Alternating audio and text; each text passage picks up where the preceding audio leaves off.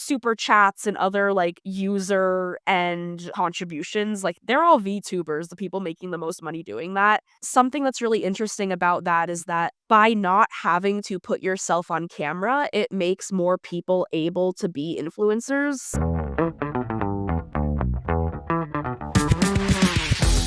Hey Amanda, welcome to the show. How are you? I'm good. How are you doing? All good, as I was telling you earlier. I cannot tell myself that it's fall already. I don't want to think about it, but it's all good. We're here. We're gonna talk about very interesting things. So thank you for joining me today. And what we usually do, right, with our guests is that in order to like learn a bit them, a bit more, we go through this thing called an app. Basically, it's divided in three main sections. There is the mission. So basically, what do you aim to achieve with your work? The achievements, anything that you're like proud, any notable milestone in your career or life. And the last one is the purpose. So in addition to the mission, right? So the what do you aim to achieve? The purpose is about why you do what you do. So I would say my mission is to explain the internet and tech as it relates to social media in a way that is informative, sometimes entertaining, and generally just gets the message across. I think a notable achievement is just having a job in journalism right now. I mean, it's it's kind of a bloodbath out there, so I'm Mm. just feeling very lucky to get to do what I do. And my purpose, I would say, is I think I've just always been drawn to writing.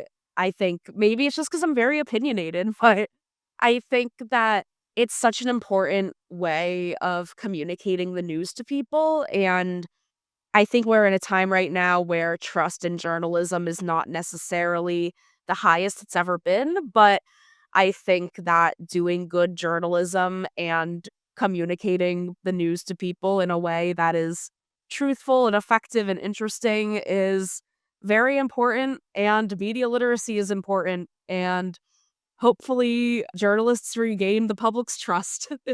Absolutely. And we're going to get more into that, even with the, something that we're going to talk about later about, deep fakes and fake news and, AI and everything. We're going to get into Mhm. that. But tell me a bit more about, your typical day, right? So as your role at TechCrunch, I would like to know a bit more about, you already said, a few topics that you cover, but if you can go a bit more about like, what are the things that makes you really excited? What are the topics that are currently working on?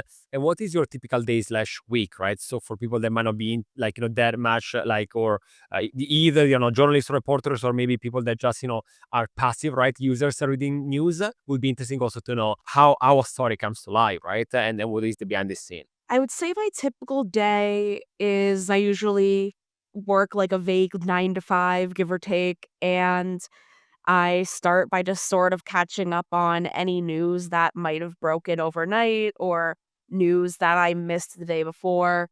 And I usually have several stories going at a time. I have a little notepad on my desk next to me with notes that would be incomprehensible to other people. Mhm. A good note that I have, this is a good visual aid. Where do emojis come from?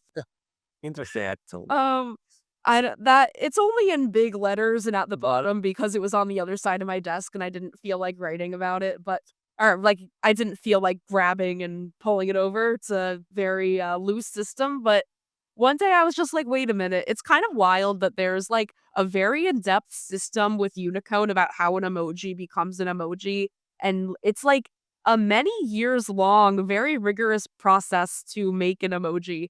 And I feel like we don't talk about that, so that was just a silly thing I scribbled down, but yeah, I usually am working on, like, various different stories at once, whether it's something silly, like me being like, "I'm gonna find out about the Unicode process of creating an emoji," or today, for example, I had a call with a startup founder a couple, hours ago. Their company is getting acquired. It's probably already news by the time this comes out, so I don't need to be vague, but yeah, I mean, I usually just have, like, a mix of looking for the news, taking calls about various stories I'm writing, catching up with people if it's not necessarily a story I'm writing, but just kind of hearing from sources about what they're doing and what's happening. And then there's somehow the writing part has to fit in there in the middle.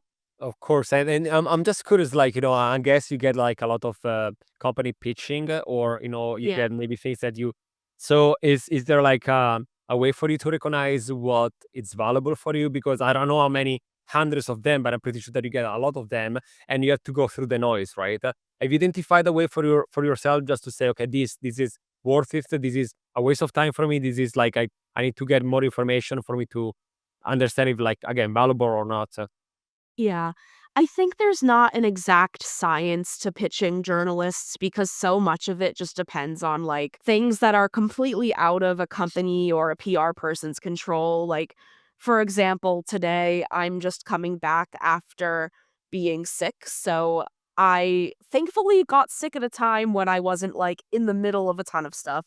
Yeah. But now that I'm back, I'm like, okay, well, I have room to take on some stories. What's going on? And then maybe in those situations, I'm more amenable to, like, seeing a founder in my inbox talking about an interesting company, and I'm like, "Oh, yeah, that does sound cool. Let me look into that." Whereas there's other times when I'm just so swamped with whatever else I'm working on that I'm like, "That sounds cool, but, email me in a month." So sometimes maybe it's not about the topic itself, could be also just bad timing, right? And if they reach out to you again in 2 months, maybe.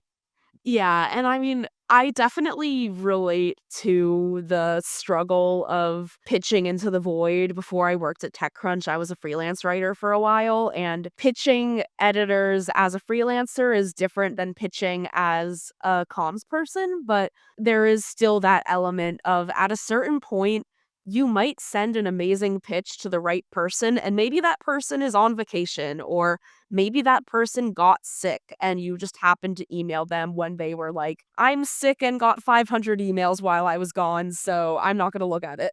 But I can get more in depth about, like, what makes a good pitch beyond just right place, right time. Yeah, no, that would be interesting, like, and especially because now, I want to ask you a bit more about, development in AI. It's one of those really big thing. I'm pretty sure that you got plenty, right, of messages with the AI Yeah. somewhere in the subject, in the copy.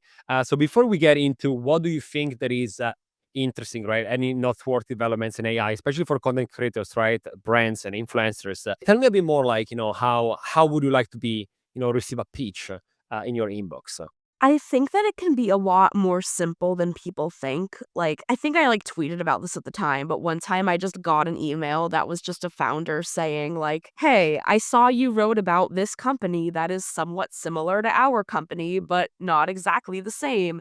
Let me like tell you about what we're doing and why we're interesting." And I was like, "Yeah, that was a great pitch." But yeah, the company in that case was working on sort of like an HR platform that companies can use to like offer to their employees for resources about like if someone in your family dies, like Mm, what are the things that you need to do? Like how do you close someone's bank account when they die or like mm. all of those sorts of administrative tasks that are like the last thing that anybody wants to deal with when they're going through something like that.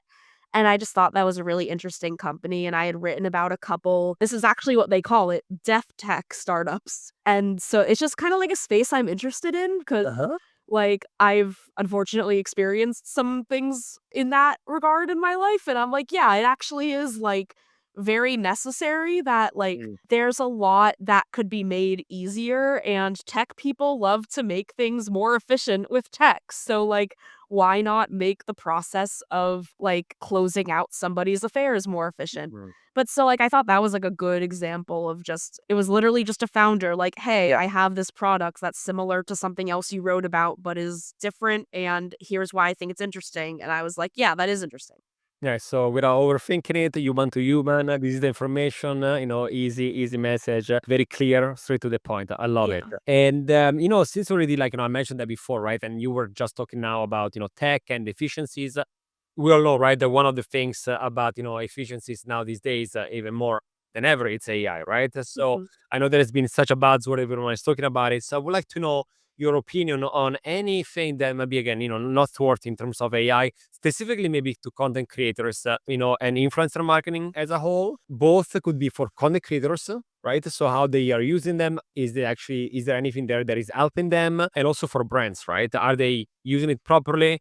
Are they replacing the people? Are actually helping people to make things more efficient? So I would like to know what have you encountered in the past months, if there is anything that got you quite excited. Yeah, I think this is such a fast changing space that even like right now we are recording this on Riverside, and Riverside has features where it automatically transcribes what we're saying. You can like make clips from what we're recording right now pretty easily. And even like when I started podcasting like 4 years ago, that wasn't a thing. Oh yeah. And, like, especially the automated transcriptions, like, I used to get paid to transcribe stuff when I was in college. There were, like, older journalists I knew that would be like, "Here's 50 bucks, go transcribe this," and I was like, "Cool, I'm in college and I need that 50 bucks." But I think that there are certain things like that where having a transcript on a podcast episode, that helps you with accessibility, that helps you with SEO if you put that on your website, that's really useful, and something like making those clips is really useful. I do worry more about ways of using AI that get a bit more into the realm of like, I'm going to use AI to create a voiceover for a video that I made, Mhm. which I feel a bit apprehensive about, like AI that is trying to replicate actual people and their humanity. But at the same time, I mean, as I'm talking to you now, like I'm getting over a cold, I'm a little stuffy. If I were a big influencer and needed to make a video or else lose the brand deal today, maybe it would be helpful to be able to have AI Amanda talk in a bit less stuffy of a voice. And again, in that case, it's like, because it can like help you, right, somehow. But then, as you said, it doesn't necessarily have to replace you, right? There is also one of the, like, there is always this question, right? Is it actually helping content creators? It is replacing them, or not necessarily them, but all the people that are behind, like the camera, right? Because majority of people see a video and only see the person in front of the camera. But these days we have video editor, audio engineers, people that write the scripts, right? People that takes care of logistics for videos that are like in the podcasting also, right? There is people working, right, and everything. And as you said before, there was a person, right, go word by word, listening, stopping the recording, play back, right, many times, and you get like some money. And these days you can literally just put it there. You upload the audio, the transcription is ready in a few minutes, and then you give it to ChatGPT and say, write me a blog post or a LinkedIn post about this, right? And so, because of this, again, is there any other things that you think could potentially hurt creators and also their authenticity towards their audience when using AI? I think that we're already seeing with some particularly big creators already that deepfakes are happening, Yep. particularly in advertising. Like, I will see ads that are anyone from like Mr. Beast to one of the people from Shark Tank promoting a product that they have nothing to do with. And Mhm. because the technology is getting so good, people that are very tech savvy don't always realize when it's fake. And that can be really damaging to an influencer if like maybe they have a really strong brand for like someone who is making content about doing fitness without resorting to unhealthy measures of changing what your body looks like. And then you have them advertising like an untested weight loss pill that is like maybe not good for people and is completely like not regulated at all, and people think that that's them really doing it, when in reality that's something that totally contradicts like what they've built their whole business around. Is your brand ready to amplify its reach? Well, the Influencer Marketing Factory is here for you. We are a global influencer marketing agency helping brands ignite their growth. From influencer identification to campaign strategy, handling legalities and agreements, to managing shipping and logistics, we got you all covered. We work with hundreds of brands across different verticals, from Fortune 500 companies to direct-to-consumer brands. And we don't just stop there. With detailed ROI analysis, we help brands like yours measure success, transforming impressions into conversions. You can find us at theinfluencermarketingfactory.com or just searching the Influencer Marketing Factory on Google. Is there even a way for creators these days to, because it's impossible to, like, it's very difficult, right? Because your videos are out there, and basically all these deep fakes just takes either like videos or right a lot of pictures, and you just say use this as an input, learn about this person, their tone of voice, their image, how they move, right? And give an output that is basically an avatar, right? And these days, especially as you said, it's very difficult sometimes, even for tech savvy people to see, right? Myself, like sometimes I'm on Instagram and I see more and more, like, not necessarily deepfakes, right? But also virtual influencers that we're going to talk also in a minute. And it took me a second sometimes to be like, oh, wow, this is actually not a real person. Then you go in the comments and there is a bunch of people thinking there is a real person and they do not realize. So I even can just imagine about like also the scams, right, happening there. And so because of that, is there a way, I don't know, have you talked with any entrepreneur, any company else there that is trying to maybe fix this problem to protect creators from having like, these, evil people creating deep fakes and try to monetize on their image? Interestingly enough, I had a conversation with the YouTuber Matt Pat about this, where he kind of like was in the news recently because after being on YouTube for a really long time, he decided it was time to move on.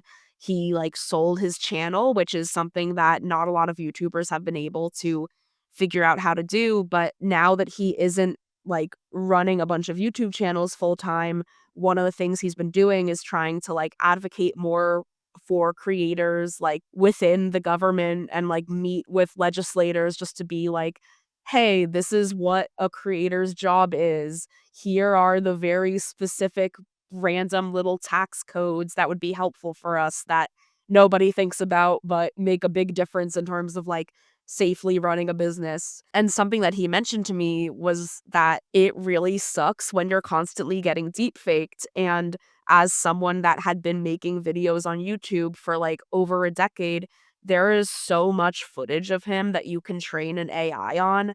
And I think that's why that's even more of an issue with creators, because everybody posts videos pretty much. Like there's videos of everybody online, unless if you're really good at locking down your persona. But I mean, it's different when you're a YouTuber that's been posting like 30-minute explainer videos routinely for 10 years. So that's something that he's also been trying to like bring to lawmakers' attention. And that's also like picking up steam in a way that I think is really interesting to see like the intersection of celebrity and deep fakes, and how I think without a doubt there would not be as much conversation about limiting deep fakes both in culture and in the government if not for the deep fakes of Taylor Swift that have been circulating over the last year. And I find it really fascinating how like Taylor Swift as a cultural icon is against her will now sort of like driving discussions around deep fakes, which is wild to me. Yeah, I mean, like, because again, she's so famous. She's so, it's like, that's the thing, right? Like, you cannot do too much about it. The only thing that you can do it is that if that happened to you, you try maybe like, to again to move, certain like, politics and laws to try to fix it, right? I know that certain social media do have messages these days, right? That says like, hey, this could be either it's say AI. I don't think there is too much about deepfake yet. I think that social media could do better for sure about that. So because social media and laws and it seems that again politicians are they don't see this as a priority. What can the typical user do in the meantime just to see? Because again, we know tech savvy people can more or less recognize, but there are some deepfakes that are so good that it's difficult to understand. Have you identified? Again, is there like any platforms out there to help you out with that, or just like common sense and try to say, okay, I have to watch this many times. I have to listen to the voice. I have to read the comments. I have to look on Google, on the internet, just to say, is this actually this person endorsing this product? Have you found any good way, or is just like more about the more you learn, the better it is? I mean, I think the best resolution to this is in a perfect world, everybody would be very media literate and would be very good at remaining skeptical and verifying where information comes from. But that's a very lofty goal.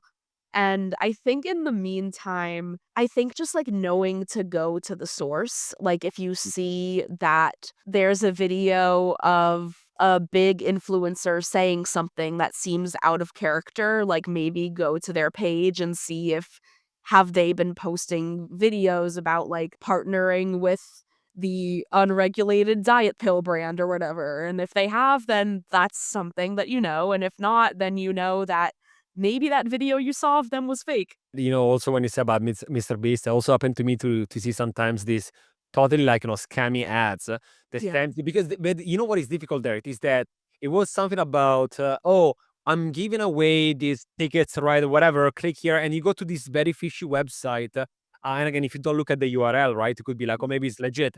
The problem is that people know that Mr. Beast gives away fake Yeah. free. So it's like, oh, okay, yeah, of course, right? It's different than, again, like maybe Taylor Swift me, like I'm giving away a Tesla, right? Like, that's a bit like, a bit weird for me, right? But if Mr. Beast says I'm gonna give away a Tesla, take this quiz online, to see if you qualify, then you get redirected 10 times, right, to a different website and so on. So again, there are a few things that can help, but again, as you said before, also like there are certain famous people out there, right, that maybe already do something like that, could be more or less their character type of thing. And so it's very difficult too. So I don't know, like again, if there is any other way to, to fix this problem, if social media should do something more. I don't know. I'm also a bit lost, to be honest, in Yeah. what could happen to make this better.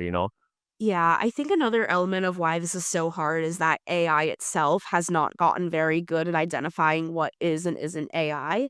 That So this is an issue even if like anyone listening has like kids in school whose work is being checked by AI content checkers that try to see if a student was cheating or not. Like that doesn't necessarily mean that a student is cheating if it gets flagged by an AI detector because there's a lot of false positives and there's also a lot of false negatives. So these tools can be used maybe just as like a tool, but they're not the end all be all. And I think that right now, this information is especially bad because we don't have like an easy plugin on Instagram that'll say, actually, that Mr. Beast ad is not real. And Instagram did try adding like content labels to suggest like this is made with AI, but then it ended up being a bit too at the ready to put that label on things. So then you ended up with like my friend got engaged, posted engagement photos, and then Instagram was like, "Your engagement photos are fake." And he was like, "No, they're not. I really got engaged. I promise." and no, you're right, especially when it comes to false positive, right? I myself, like, sometimes like wrote something, and then like I just want to check, right, the English and everything. And yes, like certain models like, oh, this is, you know plagiarized or whatever. I'm like, no, I wrote it myself, right? How can you say this, like, ChatGPT? So absolutely. And also with pictures, right, could be the same, like all these false negative, false positive. And so I also wanted to ask you, in addition to, again, deep fakes that are made on purpose many times to either scam people or to move, certain political movements, right, towards certain things because you want to create, like, a bit of disinformation and so on. In addition to that, there is also something a bit different but similar at the same time. There is virtual influencers, right? And a few years ago, you could easily see that they were like 3D characters, right? You can easily see it's basically like a video game persona, right? I get it. But these days they're getting so good, right? That, as I said before, sometimes you don't, it's very difficult to recognize while scrolling, right? Is that a real person or not? And, we ran a report, like several months ago about virtual influencers. We found a few interesting things, but I'm very curious to know your thoughts about these. So first of all, what is the status like whenever you write about, things, if you ever encountered anything interesting about the virtual influencers?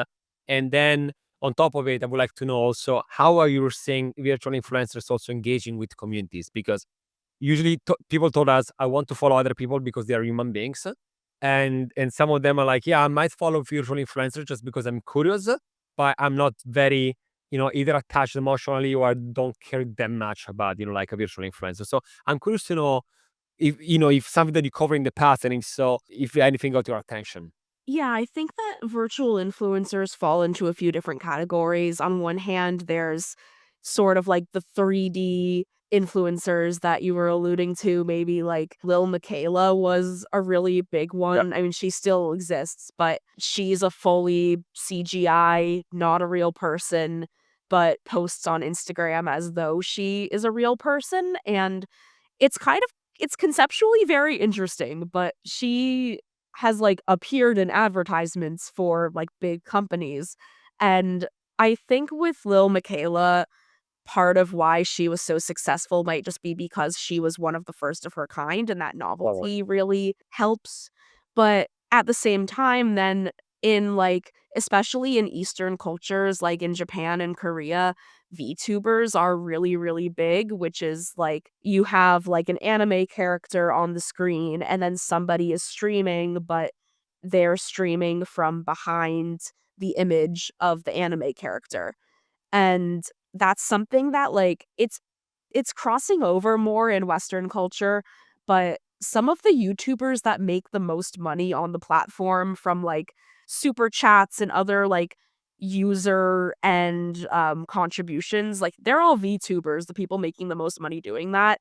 But I think something that's really interesting about that is that by not having to put yourself on camera, it makes more people able to be influencers. So one of the biggest VTubers is Iron Mouse, who the actual person behind Iron Mouse, who we don't know who she is, but we do know that she has an immune deficiency disorder. And so that has prevented her from like being able to do more traditional, like, content creation, like, if she were to go out and, like, make vlogs, like, that's just not something that she really can do, but as a VTuber, she's become one of the biggest VTubers, and that wouldn't have been possible for her if not for the format of, like, you're able to be inside, you're able to not be on camera, and so I think that's really interesting, and then even, like, we've seen brands do this. Frosted Flakes made a Tony the Tiger VTuber a few years ago, I feel that, yeah. and I thought that was really funny, and I don't know, I mean, I don't know if it worked or not, like, I don't know if anyone really was like, "I'm gonna buy Frosted Flakes now because there's a Tony the Tiger VTuber," but I do think it's really interesting, and I think that the Frosted Flakes marketing people saw that there was a trend in the market and tried to see what happens if we play around with it, and I wouldn't be surprised if in the future, whatever tech they invested into making the